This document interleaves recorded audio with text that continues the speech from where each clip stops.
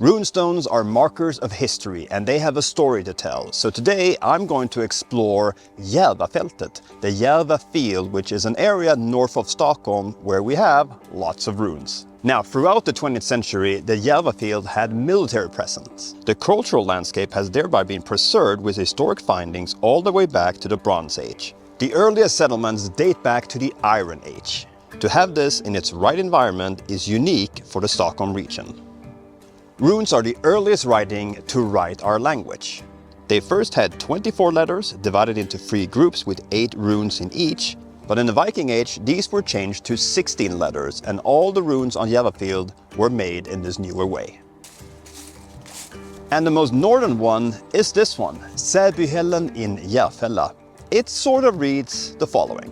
Vifrid lät hugga denna häll efter sin broder Terv och Munde efter sin svåger. So Munde and Vifrid were most likely married.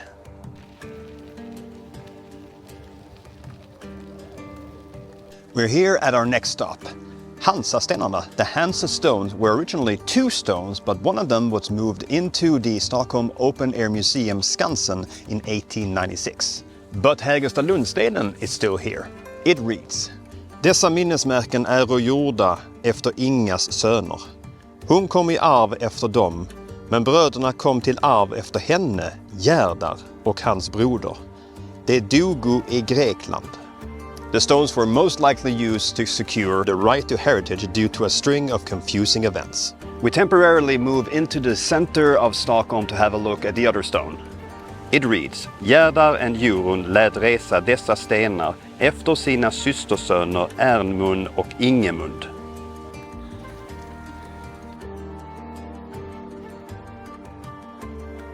We move on towards Husbystenen, carved by one of the most famous ones, Visäte.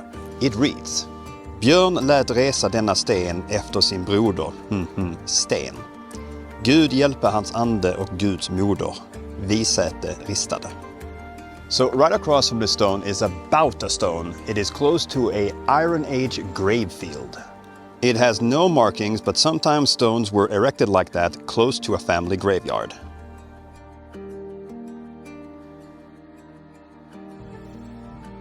Just east of Eggeby farm we find Eggebystenen, the Eggeby stone. It is probably the oldest rune in the Järva field. It stands by the road that connected Eggeby with nearby area Rinkeby. The reason one thinks it's the oldest is because it doesn't have a dragon pattern and an animal head, which became common in the 11th century. It reads, Ragnelv lät göra denna bro efter Arnund, sin gode son. Gud hjälpe hans ande och själ bättre än han förtjänade. Större minnesvårdar skola icke varda till. Moder gjorde den efter sin enda son.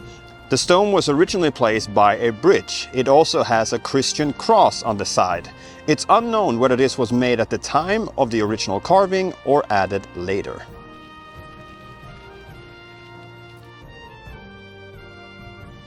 We move on to Gröna Helen.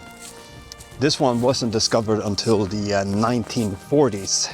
The writing is very difficult to read due to cracks and damages. An attempt to read it would be Ingelög lät hugga denna häll efter sin son Sigfast och Hild. Hans broder lät också hugga. De moder och son bo i hu. Yeah, it's not very difficult to understand why this was tricky to find. This is Kistastenen. It is not in its original place because back then it was kind of flashy to have a runestone in your backyard. And we don't actually know where the origin is. The stone reads, Sigvid lät resa denna sten efter sin fader Eggvid och sin moder Holmfrid och Juverfrid. The female name Juverfrid is only known from this stone. We are on our way to the last stop, which is Rusta-stenarna, the Rusta stones. One of the stones is behind me in the bushes, but you can't really go close because it's private property. But the stone reads, Holmsten och Havsi lät resa stenen efter Jobjörn sin fader och efter Gered. The other stone was found partly smashed in the area Lilla Ursvik and was for many years kept here in Spånga Church, but nowadays it resides at Sundbybergs Museum. It is the only stone from Järvafältet to have a face carved in it. Nowadays, however, the face is missing, but it reads: Hasvi och Sigrid och Kettilö lät resa denna sten efter Holmsten sin broder. So yes, what we decide to leave behind can be found and interpreted by generations long after. These runestones and carvings are a testament to people who lived on these lands long before the tall buildings and the cars in the distance came to interfere with nature.